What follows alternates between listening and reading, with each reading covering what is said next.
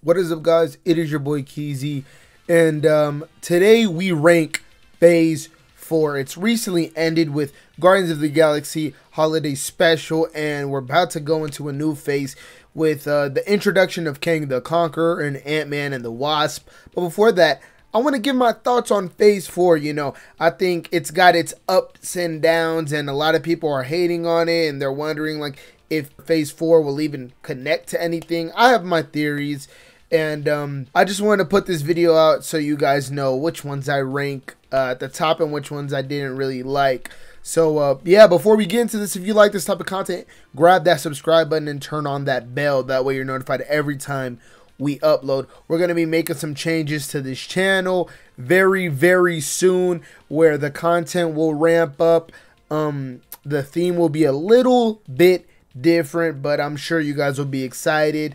But yeah, guys, we're gonna go ahead and get into this ranking of Phase 4. I didn't really hate anything this year, but I did dislike things.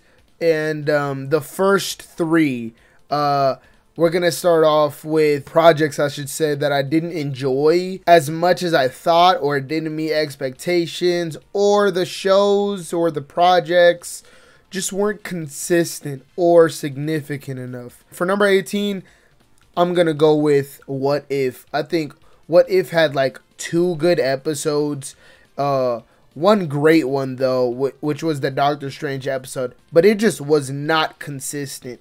It started off rough, got pretty good, went back to rough, and then it ended so weird where they tried to like connect it. And like, I get that's the whole MCU thing, is like a connected universe, but I feel like if What If would have did more separate things and just kept the seasons separate stories, I think it would have just worked a lot better as an anthology completely.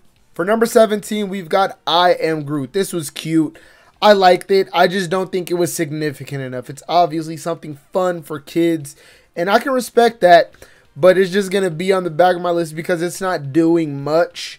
I did not hate this at all, though. I actually liked it. It was thoroughly enjoyable, just didn't have as much substance, and that's fine. It didn't need to. For number 16 is going to be Eternals.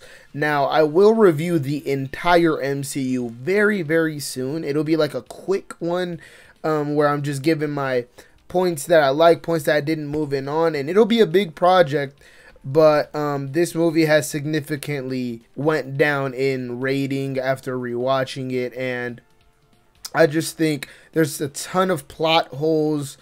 None of the characters were really intriguing. I would love to see Makkari back, but that's really the only reason for that is because she's the only speedster in the MCU right now. So yeah, I just thought Eternals has some beautiful stuff. Cinematography, the VFX is still the best CGI. It's the best CGI in Phase 4 for sure. And then I like the score and the costume designs, but in terms of the fundamental parts of the movie, the pacing, the plot, characters, it just wasn't it. And yeah, that's why it's at number 16. Okay, so from 15 through 10, these are things that I enjoyed for the most part. And number 15 is going to be Doctor Strange and the Multiverse of Madness. This one let me down a little bit, but it was still enjoyable. It had the Sam Raimi things that I love seeing in his movies. And sometimes that could be a detriment to the movie, but sometimes it could be super cool. Like sometimes the editing was so cringe and corny, but then sometimes it was super cool and visually stunning. And I just thought it was an overall good character arc for Steven, for Doctor Strange. And I do want Sam Raimi to return for the third one. I do think he really does understand the character's ability and the visualization of Doctor Strange. I just thought they missed the mark with the writing in here. Elizabeth Olsen was great as Scarlet Witch, but I just think her character was so rushed and played with in multiple ways that it ended up kind of like leaving me on a sour note with her character. But yeah, that's why it's at number 15. Number 14 is going to be Falcon and the Winter Soldier. I thoroughly enjoyed this series. Nice little buddy cop bromance between Bucky and Sam, and we get to see this this arc, I should say, or development of Sam becoming Captain America. And I very much appreciated the social commentary in this series. I just think what weighed it down was clearly COVID, right? We've got like the John Walker stuff going on, and that was so compelling. And then we introduced like Isaiah Bradley, which was so compelling. But then we got this subplot of like a illness, and then the Flag Smashers come in, and it just felt like something they thought about it later, and it feels like something that was definitely a result of the pandemic. That kind of just brought the show down a little bit for me, but I do like what it was. It was something very street level, which I appreciated. It was very much triumphant and kind of motivating towards the end, and I loved Sam's suit. But yeah, that's why it's at number 14. For number 13, it's going to be Hawkeye. I think this show gets way too much hate. Yes, Kingpin isn't the most great portrayal, but you know, they're trying to develop him, I think, into something more of a revenge type character, and I think this isn't the end. Like, I feel like a lot of people just immediately started talking about Hawkeye and trashing it for the end and saying like, how are you going to make Kingpin look like such a weak character? Which I thought it was the opposite. He was humongous, throwing Kate around. He just got outsmarted, and I do think he will be further added upon in future things, and hopefully more audiences will be surprised in a good way. But this show was so much fun. It was Christmas themed, which we've never really seen in the MCU since like Iron Man 3, and it was just fun. You get to see this, you know, back and forth relationship between Kate and Clint, and they have these contrasting personalities, but as Clint loses his hearing, we get to see that they really think more alike than we thought. And then there's interesting subplots with like Jack and Kate's mom. It does some interesting stuff. I think it gets too much hate. It was a ton of fun. And yeah, that's why it's at number 13. For number 12, it's going to be Thor: Love and Thunder. I'm still a defender of this movie. Yes, it has too many jokes, but in all, I think it did pull my heartstrings a bit. It's a good love story too, which we don't really have in the MCU. And on top of that, they talk about a serious topic like cancer and do not cheat it or try to bypass it with Jane as Thor. No, they go full on into how that affects her illness, and it sets things up that are curious. Like, will Chris Hemsworth really be Thor again in something in the future? Like, it's really interesting. Gore was great by Christian Bale. I just thought he could have had more screen time. But I do think it's like way overhated because of the comedy. If it doesn't land, it doesn't. But I don't think it's like the worst thing in the world. For number 11, we got Black Widow. This is like the Captain Marvel situation. This movie came out and everyone liked it, but now everyone hates it. And it's kind of like Captain Marvel in the way that, like, I just feel like it's because it's a female protagonist as the lead, or a woman playing the lead. And, you know, there's people, you could actually not like this movie, of course, but I feel like most of the hate for this movie really stems from that kind of preconceived notion that the women-led superhero movies aren't great. And I thought Black Widow was great for what it was. Like, Taskmaster was whack, but everything outside of that really worked for me. The family dynamic was really good. The introduction of Yelena was emotional and led up to other things like Hawkeye and stuff.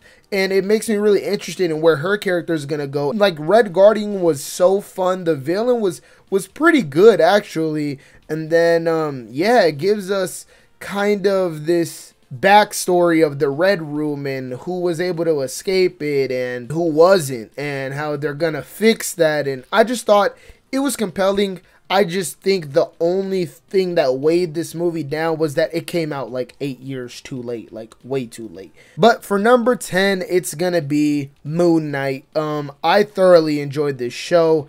Sure, it takes its leeway from the source material, but I think for the better for the most part. They made Steven a lot more likable for casual audiences. I think if they would have went the route that he is in the comics, his character might not have resonated as much. But making the two characters so different, I think not only asks a lot from Oscar Isaac as a performer, but when you see it, it's very compelling. And I just think they really missed the mark on like the last third of the series. I think Arthur Harrow was a terrible villain, and there's some cool action scenes in here, but they kind of took a street level character and went and tried to make him MCU-ified, and I wasn't the biggest fan of that. But for the most part, I thoroughly enjoyed it. I think most did, actually. Now, for these top 9 through 1, these are movies that I found shined the most out of Phase 4, or projects, I should say. And they grew Phase 4, they grew the rest of the MCU and its interconnectivity, while also telling isolated and great stories. So for number 9, we're going to go with She-Hulk. Once again, this gets hate because it's a show that's kind of got that feminism comedy to it. And I personally loved it because it is so, faithful to the source material. And yeah, some of the CGI is wonky, but this is exactly a She-Hulk like comic come to life. Tatiana Maslany is amazing here. Seeing Bruce was great. We could see interesting things like Scar come in, and the internet clowned him, and I will say he did look weird, but for the most part it was a ton of fun, right? Each episode was almost an anthology, and then when you got to the finale, we got such a She-Hulk moment. Her ripping through the Disney Plus menu or home screen is so She-Hulk.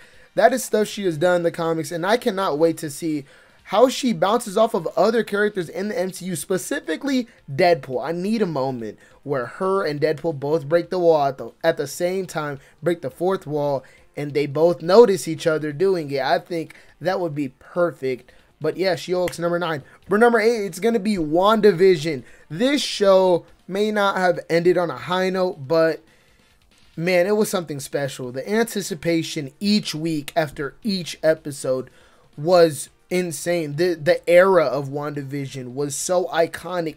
We got these different styled sitcom episodes, and the theme songs, and the makeup, and the costumes. Everything about this show was so interesting, and what makes it the most impressive is that it was the first MCU thing on Disney Plus.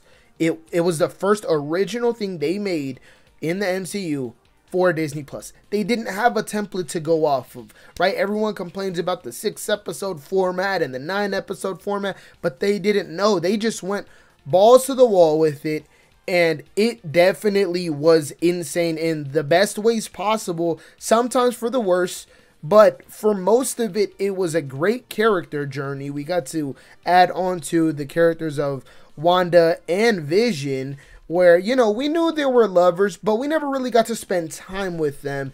And this show does that in a way that's heart-wrenching, so heart-wrenching, but it's such a psychological show as well. We get to see the ins and outs of what Wanda's created with her reality warping abilities, and it's a detriment to her in the end. And it was just something that was very interesting.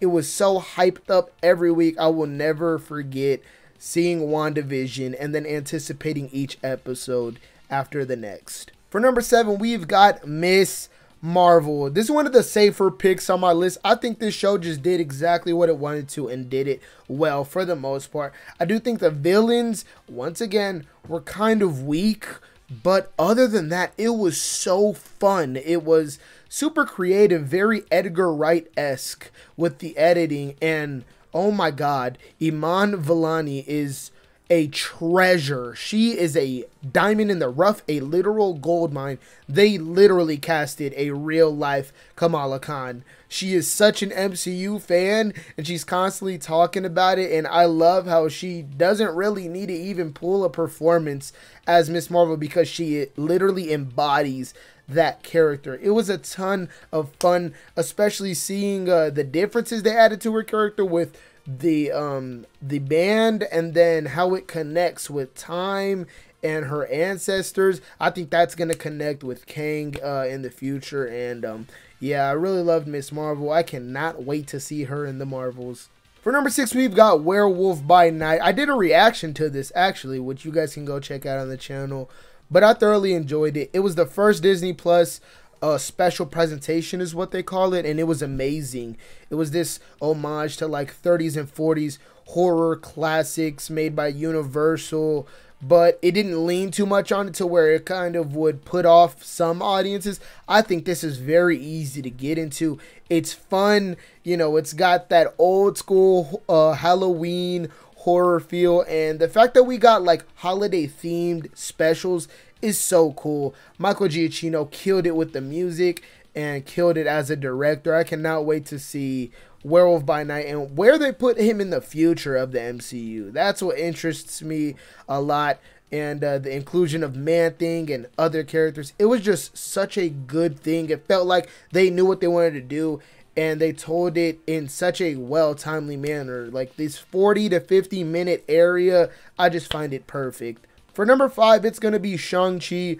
I thoroughly enjoyed this. I thought this was one of the biggest surprises of Phase 4. Wenwu, one of the best villains in the MCU. The costume designing in here, the action sequences, I mean, the choreography is easily the best in this movie. It may not have the best action sequence. I still think the highway fight from Winter Soldier is the best. But in terms of just all around throughout the movie, the choreography in Shang-Chi was amazing. We got introduced to this character who we did not know, and it was just overall a great origin movie. I can't wait for Destin Daniel Cretton to do Avengers Kang Dynasty, because since he just made such a compelling villain that was original, I can't wait to see how he, you know, adapts someone that has story behind him already.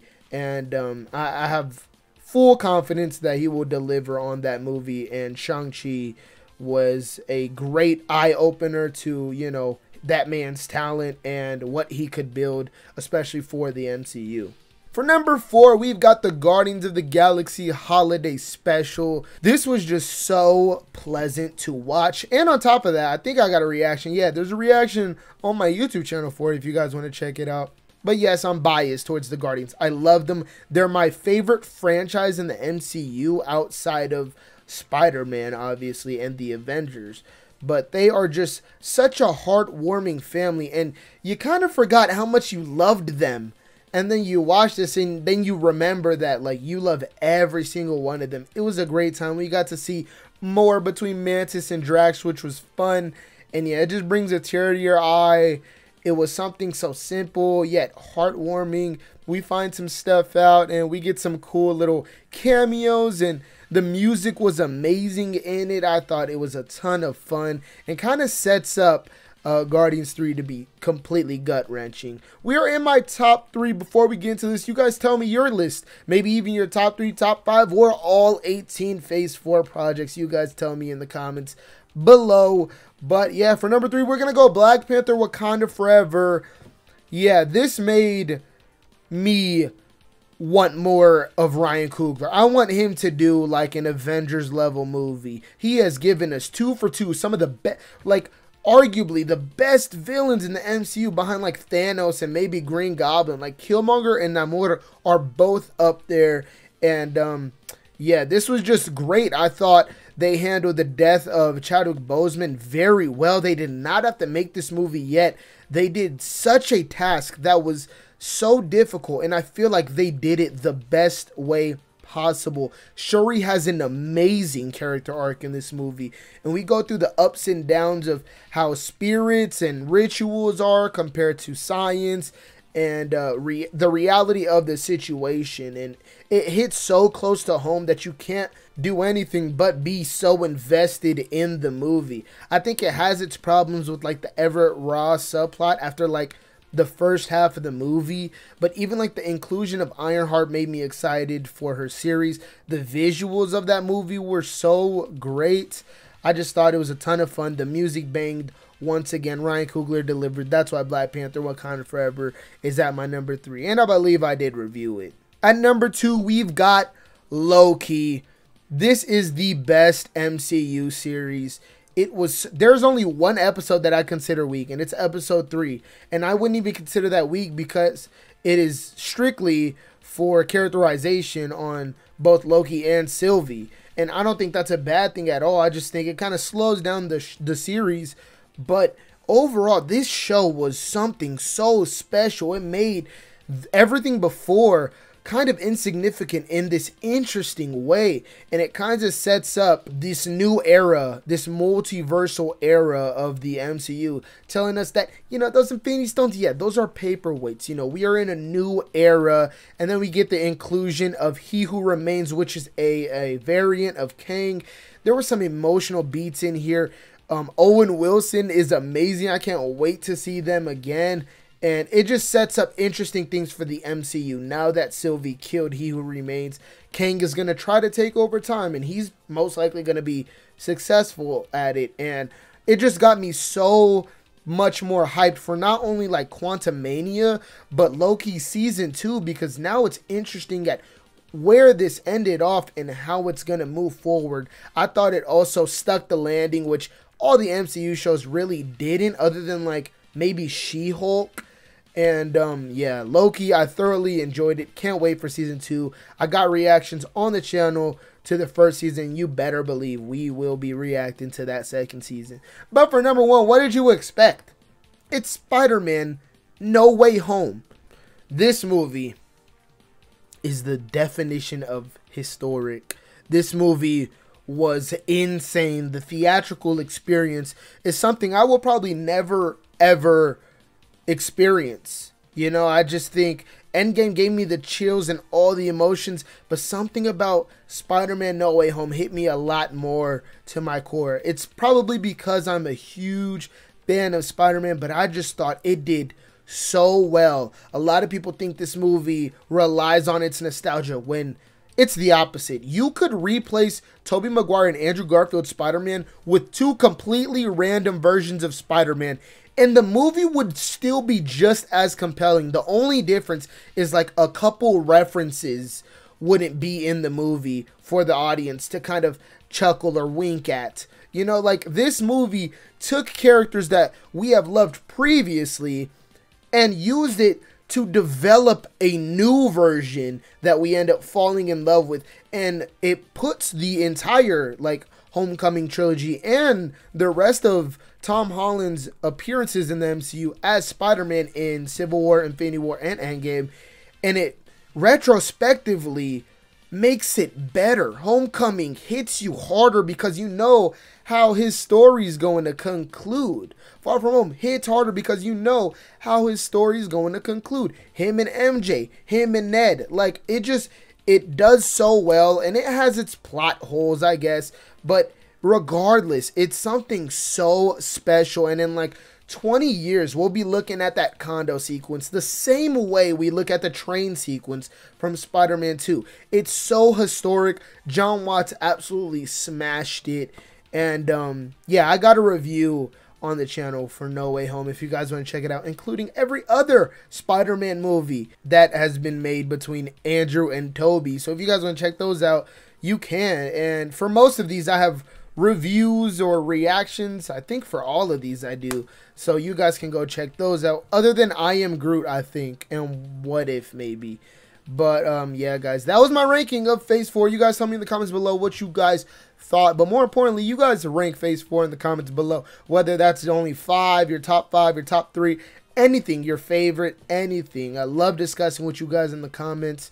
But yeah guys, make sure you hit that subscribe button, thumbs up this video if you ended up enjoying it. Go ahead and share the channel out. We're trying our best to grow. And it's been your boy Keezy. I'll see you guys in the next one. Peace.